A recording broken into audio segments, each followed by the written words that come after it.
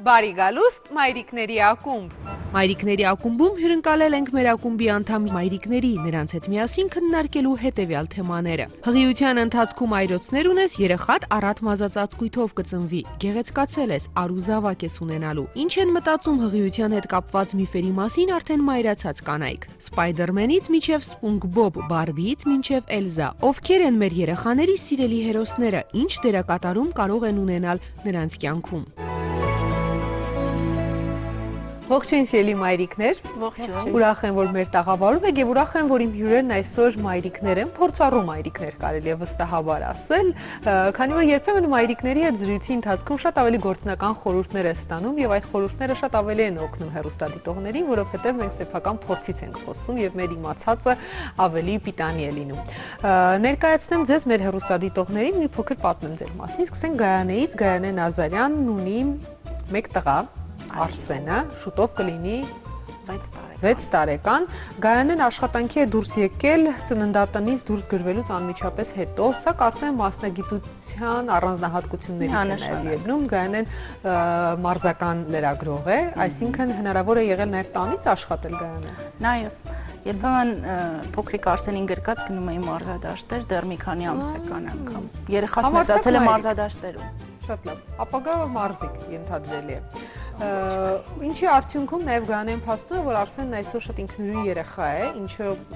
օգնում է տարբեր ոլորտներում, այդ թվում շուտով նաև կարծում եմ այս հատկությունը նրան օգնելու է դպրոցում սովորելու հարցում։ Մյուս մայրիկը Նարինեն է Հարությունյան, 2 տղաների մայրիկ, որոնց տարբերությունը տղաների 1 տարի 8 ամսական է, սովորաբար մեր օրերում նման տարբերությամբ չէ, մայրիկները խուսափում են շուտ երեխա ունենալուց։ Նարինեն 2 բալիկների ծնվելուց հետո էլ շատ արագ վերադարձել է աշխատանքի եւ այդ հարցում ձեզ օգնել են դայակը եւ իհարկե ամուսինը։ Ինչպես է հաջողվել ձեզ երկրորդ բալիկի ծնվելուց 2 ամիս հետո արդեն աշխատանքի եք դուրս եկել։ 2.5 ամսական էր արդեն իսկ եւ անմիջապես դուրս եկա աշխատանքի։ Ինքը ուղղակի հանգիստ բալիկ էր։ Իմ բախտը այդտեղ է բերել։ Ահա, գիշերները թողնում էր լավ։ Գիշերները թողնում էր, քնես արդեն ստապ ուղեղով միանում էի աշխատանքային թիմին մեր։ Սիրելի մայրիկներ, առաջին թեման, որ քննարկելու ենք, վերաբերում է հղիության շրջանին, շատ հետաքրքիր թեմա է, հայ իրականության համար մշտապես արդիական համարվող սնահավատություն, վախեր, չարդարացված ինչ-որ փաստեր կապված հղիության հետ։ Նախ առաջարկում եմ դիտենք տեսանյութը, որից հետո կվերադառնանք տաղավար ու կտեսնեմ արդյոք հղիության ընթացքում դուք բախվել եք նման խնդիրների։ Ասել են, որ եթե քնկոտ ես, ուրեմն աղջիկա, եթե քնկոտ ես, ուրեմն տղա է։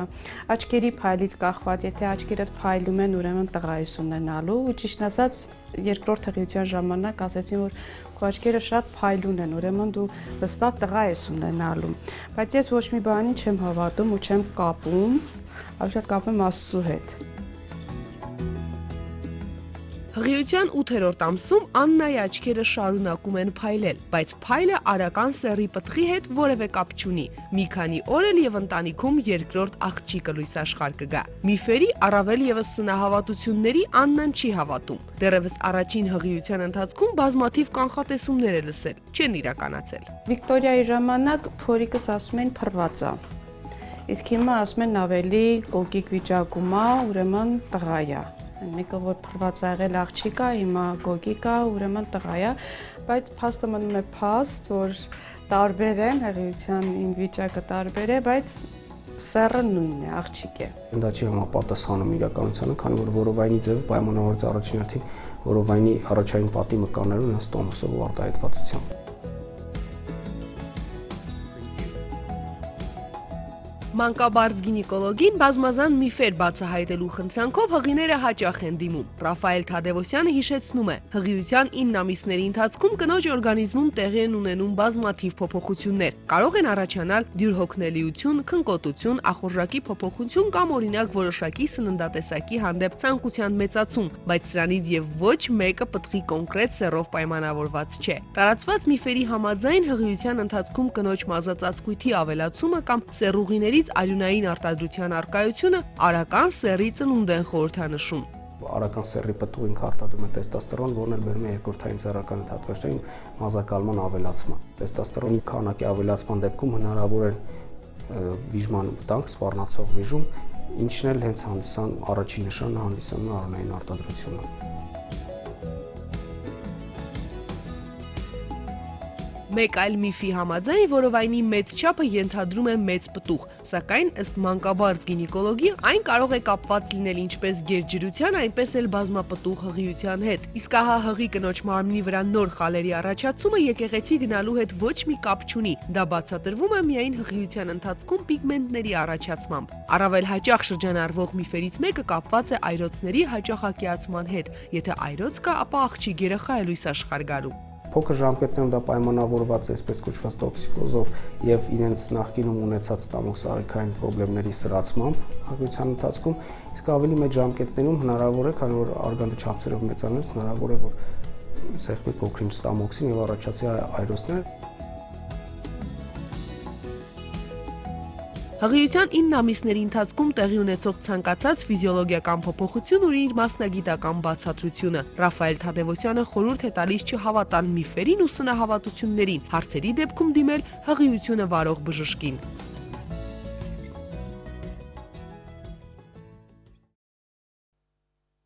Ահա մայրիկներ լսեցինք մի քանի միֆեր, մասնագետը տվեց մասնագիտական իհարկե կարծիք, մեկնաբանությունը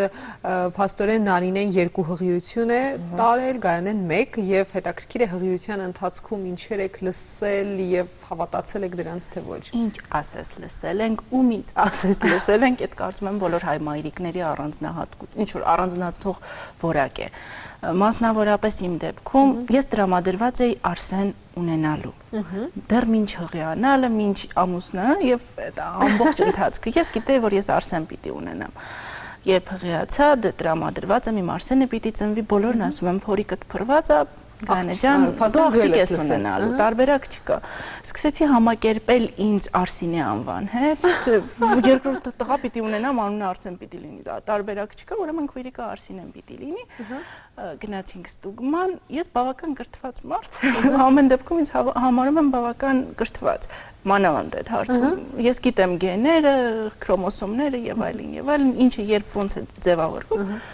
Բժիշկը նայում է, ասում է շնորհավորում եմ մայրիկ ջան, տղա եք ունենալու։ Ստոպր։ Չեմ իմանում դու ոնց կարող է այդպեսի բան լինել։ Ինձ ասել են, ինձ 6 ամիս համոզում եմ, որ ես աղջիկ եմ ունենալ։ Համոզված եք, իսկ դա էլ չի փոխվի։ Այդ ամենազավեշտալի դեպքն էր, որ իմ հետ պատահել է այդ միֆերի հետ կապված, իսկ մնացածը ես բավական անտարբեր մարդ եմ։ Ինձ Արսեն անունն էր այդտեղ խանգարում, թե չէ դրան էլ էի անտարբեր նայելու։ Բայց հետաքրքիր է, որովհետև հղիության ընթացքում կինը հուզականորեն, հա, ավելի լարված է լինում, ավելի էմոցիոնալ, ու երբեմն նման բաներ, ինչքան էլ այ դուք նշեցիք, կրթված եմ եղել, հա, գիտությանն եմ ավելի հավատացել բժիշկներին, բայց այնուամենայնիվ լինում են դեպքեր, որ մի թեթև մտածում ես այդ ուղղությամբ, եթե հաճախակի ես լսում։ Դե եթե դա այդ դրվագը չլիներ, հաստատ չէի հարցնի։ Իսկ դա երբ է փոխվելու, գուցե փոխվի։ Մնացած բոլոր միֆերին շատ մատների արանքով եմ նայել, մազերը կտրել չի կարելի, չգիտեմ, եկեղեցի էսպես, էնպես, այսպես հագնվել, նույն այրոցները եւ այլն, շատ անտարբեր եմ եղել ու կարծում եմ դրանից միայն ինձ է ավելի հանգիստ եղել։ Լավ, տեսնենք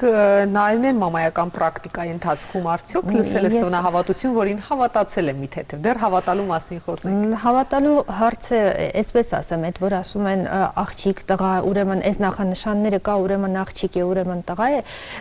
այդ որ մի քիչ շատ են ասում ձեր ասած դեպքում, հավատում ես նրան, այն ինչը որ ուզում ես դու դա լինի։ Կոնկրետ իմ դեպքում, երկրորդի դեպքում ինձ շատերն էին ասում, որովհետև հղիությունը էականորեն տարբերվում էր մեկը մյուսից, բայց սերը երեխայի տարբեր է, ինչքան էլ որ նույն այդ միֆոլոգիայից ելնելով այդպիսի, որ ասում են այդտեղ ուրեմն տարբեր է, ուրեմն դու քնկոտ ես աղջիկ կունենաս, ուրեմն այս ինչ հարցում այսպես աղջիկ կունենաս։ Այսինքն երկրորդի ժամանակ կանխատեսում էին աղջիկ։ Երկրորդի ժամանակ ըստ նախանշանների նախնական կանխատեսում էին աղջիկ։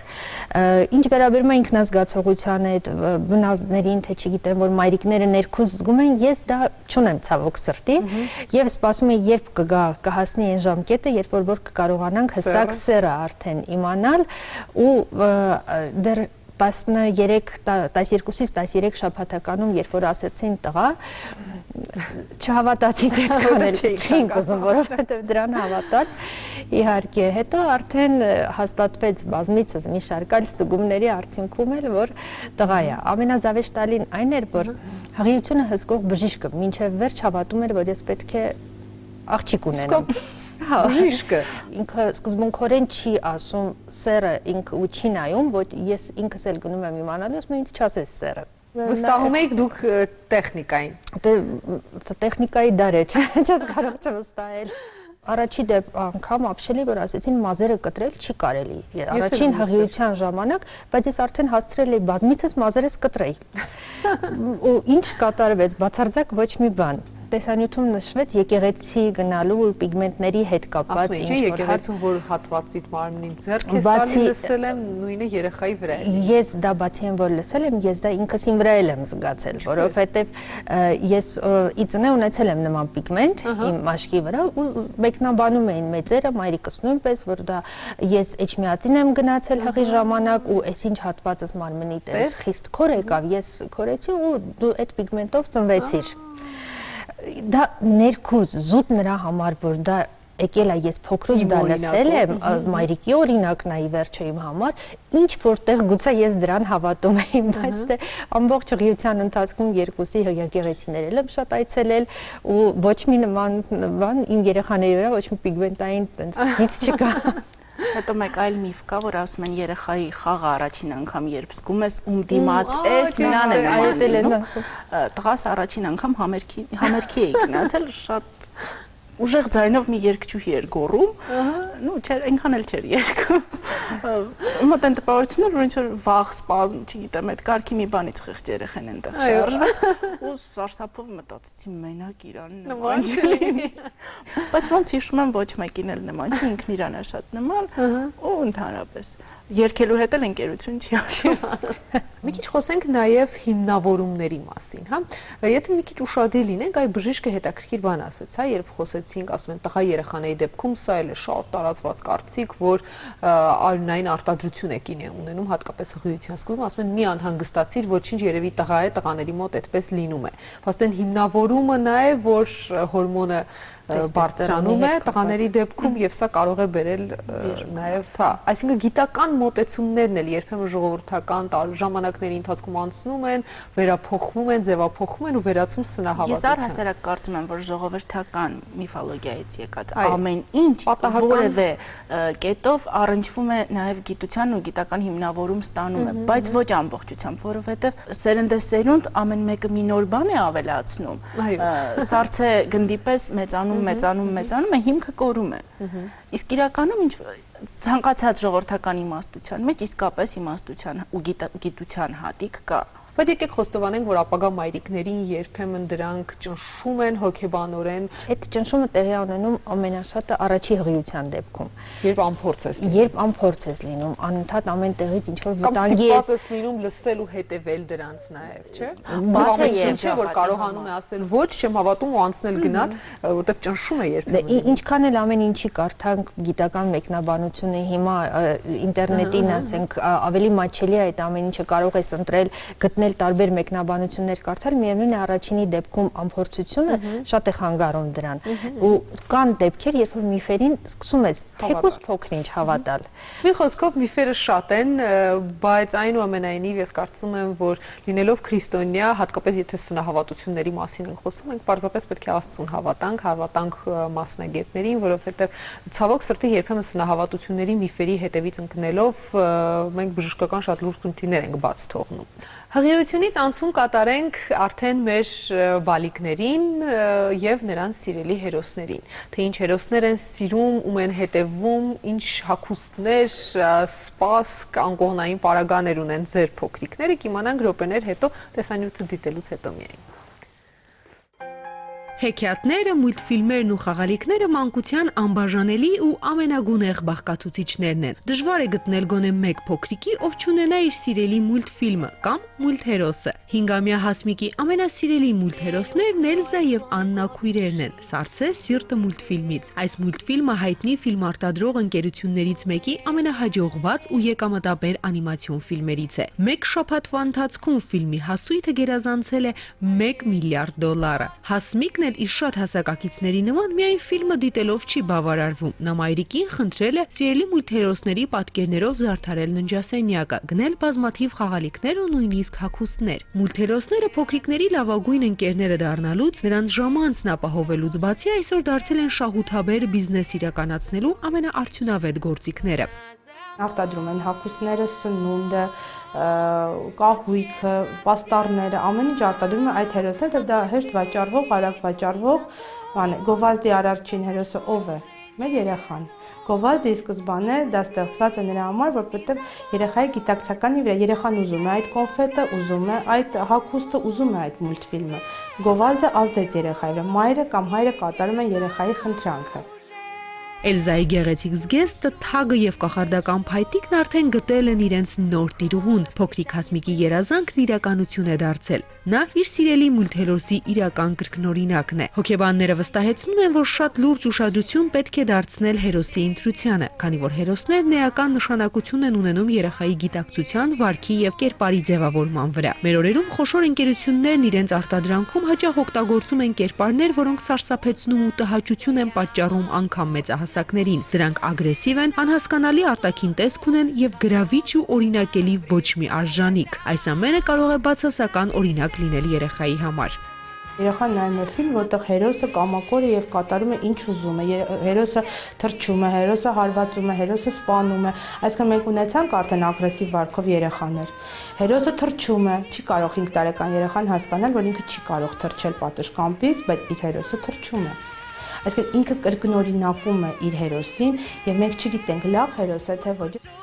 Որպեսզի երեխան չիդեալականացնի իր նախընտրած հերոսին, չփորձի նմանվել եւ կրկնօրինակել նրա արարքները, պետք է սահմանափակել օրվա ընթացքում տվյալ մուլտֆիլմի դիտմանը կամ տվյալ կերպարով համակարգչային խաղերին հատկացվող ժամանակահատվածը։ Հաճախ մանկական հասակում ժամանակ առ ժամանակ երեխաների սիրելի հերոսները փոփոխվում են, որը շատ դրական ազդեցություն է ունենում երեխայի մտավոր զարգացման համար։ Սակայն, եթե նկատում եք, որ ձեր փոքրիկի կյանքում տևական ժամանակ գերակայում է միայն մեկ հերոս, ապա պետք է ավելի զգոն եւ ուշադիր լինեք։ Եթե այդ հերոսը երկար է մնում երեխայի կյանքով եւ դուք տեսնում եք, որ ինքը կրկնօրինակում եւ այդ կրկնօրինակը դառնում արդեն իր համոտ ապրելաձև, ինքը նույն ձևի ինչպես այդ հերոսը հարվածում է իր ընկերոջը, պատասխանում է մորը, չի դուրս գալիս այլ մուլտից, ինքը ամբողջովին այդ հերոսի դերի մեջ է, արդեն պետք է մենք մի փոքր անհանգստանանք, հա։ Ես կարծում եմ, որ այստեղ երկակ է, ծնողը պետք է սահմաններ դնի։ Որպեսզի երեխան չդառնա հայտնի ընկերությունների եւ սիրելի մուլտհերոսների զոհը, ապա շատ կարեւոր է, որ ծնողները գտնեն ճիշտ սահմանաբաժանը, որը մուլտհերոսի պատկերով իրեր ունենալու, ծննդյան տոնակատարությունն ըստ մուլտֆիլմի թեմատիկայի կազմակերպելու մանկական ցանկությունը տարանջատում է մանիպուլյացիայի ենթարկվելուց։ Երեխայի սենյակը սիրելի մուլտֆիլմի պատկերներով հագեցնելու, միայն այդ հերոսի կերպարով հագուստ, գերենական պիտույքներ, խնամքի պարագաներ, նույնիսկ մանկական սպասք գնելով, դուք վնասում եք ինքներդ ձեզ եւ ձեր երեխային, քանի որ նա անուղղակիորեն սկսում է ապրել տվյալ հերոսի կյանքով։ Սիրելի մայրիկներ, ինձ հետաքրքիր է ունեն ձեր երեխաները հերոսներ եւ արդյոք պահանջում են հագուստ, խաղալիքներ հերոսի պատկերով։ 17-ը դիտելիս մտածում եմ ինչ լավ է իմը տղա է, երևի աղջիկ ունենա էլի էս շորիկների հետևից էինք ընկնելու, բայց չէ, իրականում պահանջում։ Հետո մտքովս անցավ, որ իսկապես տղաներ կամ պահանջում են Spider-Man, չգիտեմ, այնտեղ տրանսֆորմերներ եւ այլն։ Իմ տղան չունի սիրելի հերոսներ, նա ունի նախընտրած հակահերոսներ, որոնց դեմ ինքը պայքարում է։ Իր մուլտերից, ֆիլմերից, ինչ որ սերիալներից նույնիսկ ընտրում է հերոսների մի խումբ, որոնք իրեն հոգեհարազատ են ու դրանք միավորելով իրենում իր մեջ պայքարում է իր նախընտրած հակահերոսի դեմ։ Բայց ինքը Արսենն է։ Բայց ինքը Արսենն է։ Ուղղակի այդ պահին կարող է կապիտան, այսինչը լինել տրանսֆորմեր են, ինչը լինել կամ չգիտեմ, գնդապետ են ինչը։ Այսինքն փոփոխվում են անդադար Փոփոխվում են, ինքը չի նույնացնում իրան հստակ ինչ որ մի հերոսի հետ, ինչի համար ես շատ ուրախ եմ, չէ՞ ուզենա ինքը իրեն բացարձակ նույնացներ ինչ որ մի կերպարի հետ ու դրա գերին մնար։ Տեսեք հոգեբանն էլ ասես, թե ինչ վտանգներով է սա լեցնում։ Կայ հակահերոսները հիմնականում կոնստանտ են, մնայուն են, ու մենք դրանց դեմ հիմնավոր պայքարում ենք տնով մեկ։ Լավ, նայ։ Մեր դեպքում հերոսները անդադ փոփոխվում են, քանի որ դե փոքրի մասին չխոսեմ, նա դեռևս փոքր է, մեծ կոչվածը իմ 2.5 տարեկան է, բայց ինքն է ընտրում ինչը նայի ու ինչ հերոս ընտրի։ Ժամանակ առ ժամանակ այդ հերոսները փոխվում են։ Շատ անհանգստացա, երբ որ եկավ մի փուլ ու նա սկսեց նայել հայտնի մուլտը Արչի եւ Անկարգ Մաշայի հետ կապված։ Մի բան էր ինձ փոփում, որ այնտեղ իր համար կուրքը ոչ թե Մաշան էր, այլ Արչը։ Գոնե այդ դեպքում այլ անկարգությունները ավելի քիչ էին համեմատաբար այն ինչը որ սովորում էր այդ մուլտ հերոսից։ Բայց դա ինչ որ փուլ էր, դա տևեց 1-2 ամիս ու անցողիկ, անցավ գնաց։ Բայց իհարկե այդ հերոսները իրենք վառ կերպարներով իրենց միևնույնն է գրավում են երեխային, ինչ ուզում է լինի, նույն այդ գովազդային կամ ինչ որ անիմաստ քաղցր ինչ որ մի բան է, չգիտես էլ ներսում ինչ կա թաքնված, բայց քանի որ գրավիչ է, որովհետև իր տեսած մուլտ հերոսը այդ պիտակի վրա կա, արդեն իսկ դա երեխայի մոտ ցանկություն է առաջացնում, որպեսզի նա ունենա այդ քաղցր իրը։ Գուցե բացի, ես չեմ կարող ասեմ, գուցե մտածում եմ ներսից պետք է այդ հերոսը դուրս գա, չեմ կարող ասել, բայց ամեն դեպքում դա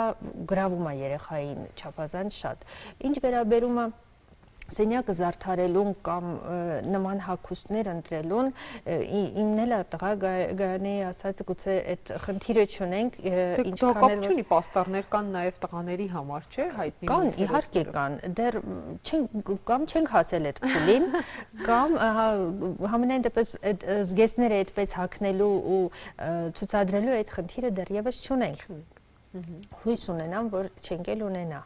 Բայց մենք ինքներս էլ չենք գնում, ասենք, ափսեները, իր օգտագործելիք բոլոր պարագաները, չունենք նման բան, որը որ իր սիրած մուլտ հերոսով լինի։ Գուցե դրանից է, որ փոփոխվում է անընդհատ։ Ես կարծում եմ, որ այդ ամենը գալիս է նաև ծնողներից, օրինակ մայրիկի մանկության ցանկություններից, որոնք ժամանակին տարիների պատճառով տեսանյութի մայրիկն էլ մեր տարիքն էլ ինչ որ մեր մանկությունը ինչ որ շատ կոնկրետ տարեթվերի է վերագրվում ու վերաբերվում, երբ որ այնքան էլ ամեն ինչ չկար ու ցանկությունը ունենալու իսկապես մեծ էր։ Երբեմն մենք այդ ամենը պրոյեկտում ենք մեր երեխաների վրա ու խրախուսում հրահրում ենք այդ ամենը։ Այլ հարցը որ ինչ ես անում, ինչ ես նախընտրում, ինչ սկզբունքներով ես դաստիարակում։ Իմ տղայի պարագայում ինքը նախընտրում է ունենալ հագուստը կամ խաղալիքները կամ որևէ իր իրական հերոսների կյանքից։ Հենրիխ Մխիթարյանի, որ իր համար իսկապես հերոս է կամ չգիտեմ։ Բայց երբեք ոչ Մաշայի ու Արչի, չնայած մեզ մոտ էլ այդ նույն փուլն եղել է, մենք պաշտել ենք Արչին, Արչի գործողությունները հանդիմանել ենք Մաշային մոտ 2-2.5 տարեկանում, ակտիվ փուլ էր, երբ որ այդ մուլտֆիլմի ձայնը լսելիս արդեն գլուխս բռնում փախնում էի, բայց դա իսկապես անցավ։ Ու նույնը մնացած բոլոր մուլտերը։ Հետաքրքիր է, որ իմ տղայի պարագայում իր նախընտրելի մուլտերը ավելի շատ մինչ 80-ականների մուլտերն են, անգամ 50-ականներից եկող, ինչ որ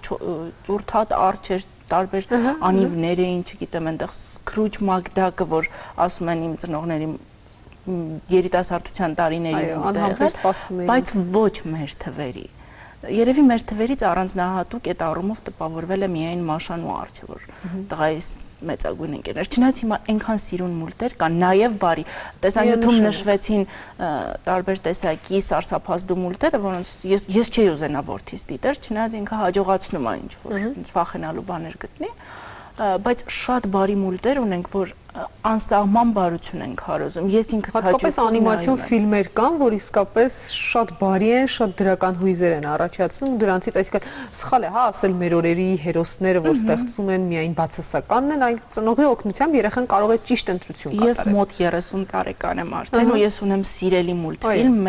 մերօրյա մուլտերից է, սիրելի հերոս ունեմ, որ հաճույքով նայում եմ, թե մուլտը, թե հերոսին, թե մեկ-մեկ ասում եմ Մարսին չկլինի նման լինես։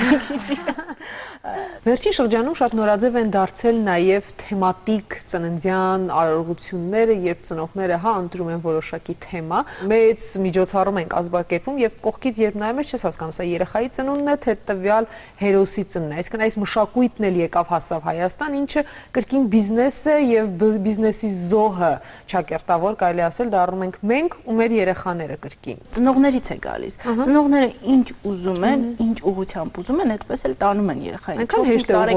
4-5 տարեկան երեխան խմորի պես մի բան է, որ հանգիստ կարող ես ոնց ուզում ես հունցես, ինչ տեսք ուզում ես վերջում տաս։ Ես իմ տղայի ծննդյան տարեդարձերին երբեք այդ տարբերակին չեմ դիմել։ Նախընտրել եմ գունավոր փուչիկներով ամեն ինչ ձևավորել, գույնը ու հեքիաթը այդպես տալ ու նաև տրամադրությամբ։ Ես կարծում եմ, որ տոնի գլխավոր նախապայմանը տրամադրությունն է, իսկ տրամադրությունը կստեղծեն բազմաթիվ մինյոնները, թե Մաշան ու Արջը, արդեն խիստ երրորդական է։ Ի վերջո ծնողի հետ պետք է դիտի երեխան հերոսին ու ծնողը այդ պահին այսինքն հենց ընտրությունից է ամեն ինչ սկսվում։ Ի սկզբանե երեխան ինքը ընտրում է, իրեն գրավում է գույնը հերոսի եւ մատը դնում է, ես ուզում եմ սա նայել։ Արգելել պետք չի այդ պահին, թող նայի, բայց կարելի է ուղղորդել, որ այս հերոսը ինչ տեղը թույլ տվեց այս սխալը, այսա ճիշտ չէր, այսպես չեն վարվում, այսա սխալ է, այ գուցե այդ դեպքում երեխան վերջում գարնի ասած կդառնա հակահերոսներ կառաջանան գուցե եւ ոչ թե հերոսներ, որին որ պետք է տենց պաշտել, պատերի վրա պաստառներ ունենալ ու